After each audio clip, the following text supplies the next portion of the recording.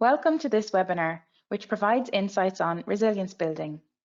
These insights take account of research, as well as inspectors' findings in early learning and care settings and in primary schools, and the advice provided by inspectors to promote improvement.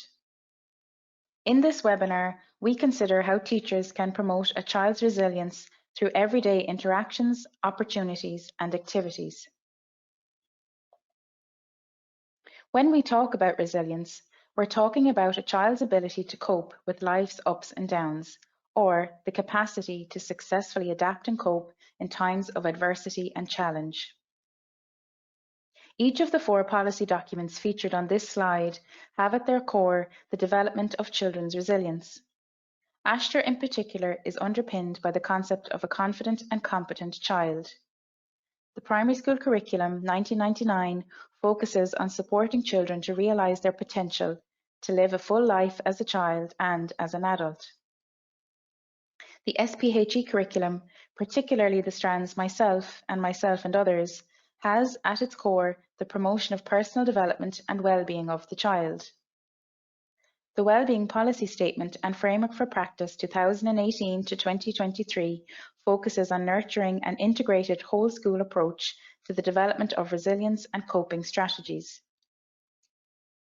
We all want our children to be able to cope with adversity, learn from their mistakes, and work through difficult challenges. This requires resilience. The great news is that resilience is something that can be nurtured in all children.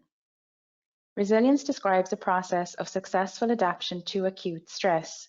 It is the capacity to harness resources to sustain well-being.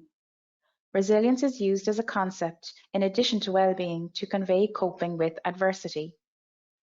Schools can provide a meaningful context in which well-being and resilience can be developed for all members of its community by providing a safe, stable environment in which to work and learn. In 1995, the Bernard Van Leer Foundation published a child-centered innovative approach to recognizing and promoting resilience in children. It identified that the core foundation of resilience is the individual child's self-belief and self-efficacy. This self-belief is expressed through a series of I statements. I am statements speak to the child's inner strength and self-esteem. I have statements elaborate on the supports and resources the child can draw upon for support and guidance, and I can statements indicate the strength of the child's interpersonal and communication skills. Keeping this perspective in mind, we can now examine practical ways that you can support the development of the individual child's resilience. Parents and other adults play a key role in helping children develop resilience. Significant others can reinforce their sense of self, I am, reminding them that they can overcome adversity, I can, and that they have people they can trust to support them, I have. We can't control the challenges children will face in life. We know that well-being and resilience is different for children depending on individual circumstances. However, in school, we can give them the skills to face life's difficulties, learn from them, and optimistically bounce back. Research tells us that one of the most important influences on the resilience of a child is the presence of a significant adult caregiver in their lives. As a teacher, you can become a significant person in the life of the child you teach. A key characteristic of resilience is being able to draw strength from friends and family. This is why it's important that children learn how to develop relationships. Where possible, you should create the opportunity for children to practice their social skills. Play-based learning allows children to practice decision-making skills, learn to work in groups, share, resolve conflicts, and advocate for themselves. Brown and Vaughan state that the ability to play is critical not only to being happy, but also to sustaining social relationships and being a creative, innovative person. Engaging in play strengthens the child's sense of self, of who they are, what they can achieve. It provides opportunities for them to build resilience. Maston and Barnes 2018, when addressing resilience, highlight the importance of close, secure relationships, opportunities for children to have agency, support them to develop independence, self-regulation skills, and a positive self-image. Central to the I am is celebrating the uniqueness of each child. You can ensure that they have the vocabulary to name their personal traits and provide them with opportunities to express these in meaningful contexts. The primary school curriculum celebrates the uniqueness of the child as it is expressed in each child's personality, intelligence, and potential for development. Within the primary school, teachers can ensure that pupils feel safe and secure and that an atmosphere of inclusion and care is actively promoted. Extracts from inspection reports where very good practice was noted refer to a positive school climate and classroom atmosphere has been created in which individuals are valued, cared for, and respected. Children's self-confidence, sense of identity and belonging is admirably nurtured across the school. Ashter, the Early Childhood Curriculum Framework, outlines the 4 key themes to assist in the development of confident and competent learners: well-being, identity and belonging, communicating, exploring, and thinking. Where good practice is noted in infant settings, these 4 themes underpin planning and practice and are evidenced when teachers create child-centered learning environments, both indoors and outdoors, that are organised to allow pupils to engage in independent learning tasks and to work cooperatively.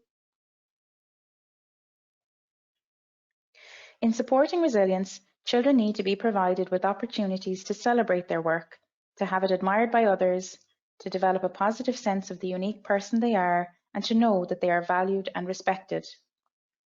Where the child's sense of self, the I am, is actively promoted, evidence of cultural diversity is apparent in the physical environment of the school and classroom. Photographs of the child and his or her family and pictures of pupils' engagement with others and with the wider community feature in displays. Positive messages about their families, backgrounds, cultures, and their belonging to a school and wider community help them to develop a pride in who they are and give them the confidence to voice their views and opinions. Please take a moment to contemplate the quotes from inspection reports on the slide.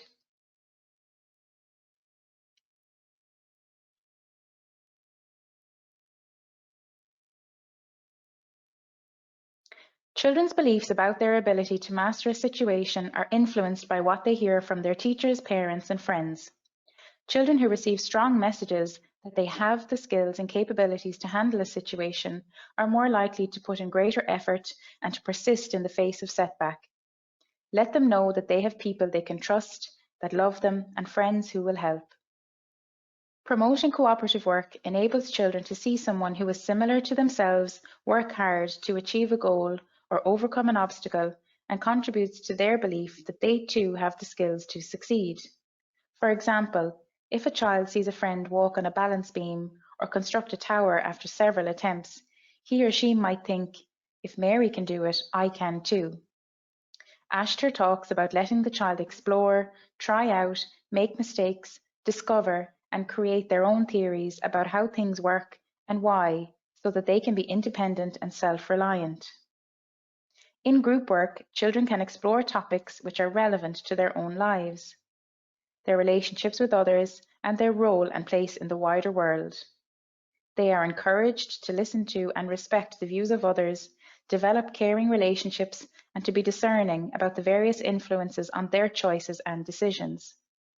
They learn to build and sustain friendships and learn that it is okay to ask for help. Providing opportunities for children to assume independence, putting on their own coats, opening lunch boxes, and other tasks strengthens the child's self-reliance. Name the success. Look how well you managed that tricky zip. See how well you tidied up the desk. Thank you for being such a good friend to Mary when she fell. Celebrate success. Encourage children to reflect on the work in their self-assessment, journal, or learning portfolio and point out the improvements they have made in their mark-making, pictures, and artwork. Challenge negative thoughts. We can teach children to identify and challenge negative thoughts that undermine their belief in their ability to master a task. You can do this by helping them to first identify the negative thought and then to use evidence to prove why the negative thought is inaccurate. Replace the negative thought with a positive, truthful idea. Let the children know that they have people around them that they can trust and rely on when they need help or feel frightened or overwhelmed. Please take a moment to contemplate.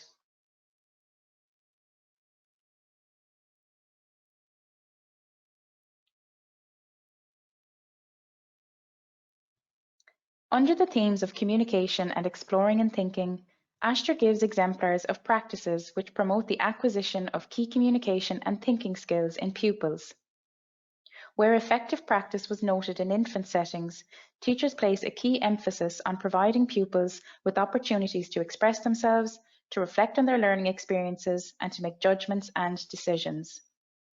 Self-efficacy can be defined as a person's determination and confidence to face different situations and accomplish goals. It is knowing that you are capable, that you can face challenges, that trial and error are important learning opportunities. Children with high levels of self-efficacy see themselves as capable, they define realistic goals, and they persevere when faced with difficulties. The concept of a growth mindset centers on the concept that knowledge and skills can be developed and improved. Young children naturally lean towards a growth mindset as they are curious about their environment and can explore and learn through all of their senses in playful and safe contexts. Here we have provided some ideas to promote self-efficacy and support a positive mindset among the children in your classroom. You might like to take a minute to read and reflect on these.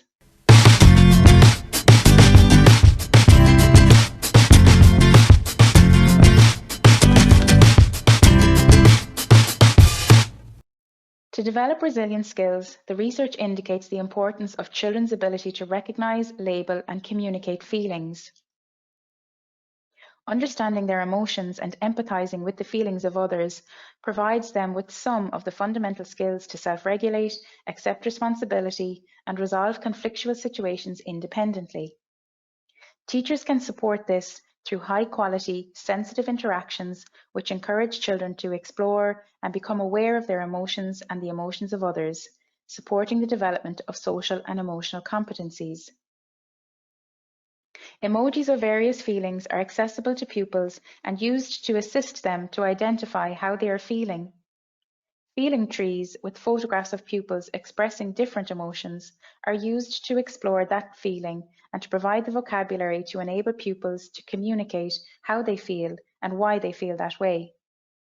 In class, take every opportunity that arises to talk about emotions and allow your students to express theirs.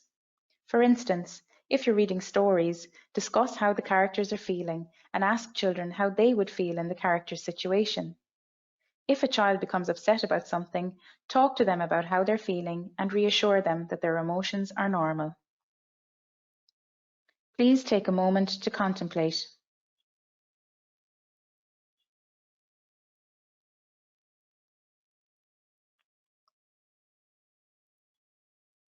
Resilience and well-being are concerned with purpose, connection, and belonging. At the center of identity and belonging is the need to feel safe and experience positive and secure relationships or connections. If children feel loved and their contributions are valued, they develop a positive self-image and resilience. This image is further strengthened when the children's families, cultures, and beliefs are warmly embraced. The resilience of a child is strengthened and developed when he or she experiences the conditions shown on this slide, which you may now like to pause and consider.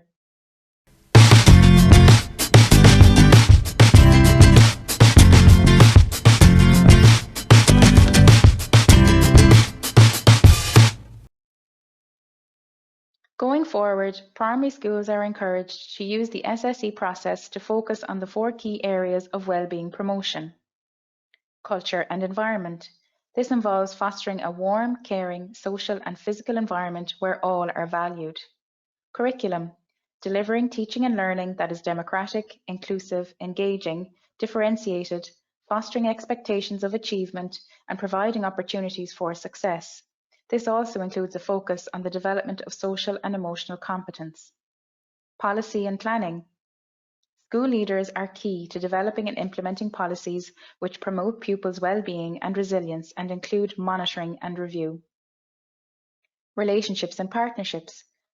The role of teachers is paramount in supporting the development of quality relationships. The role reaches beyond teaching and learning. Access to one good adult can guide young people at vulnerable times through listening and supporting. The importance of relationships with partners external to the schools, including parents and local support services, is also emphasised.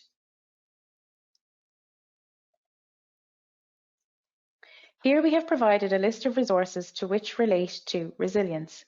We would like to thank you for taking time to listen to this webinar.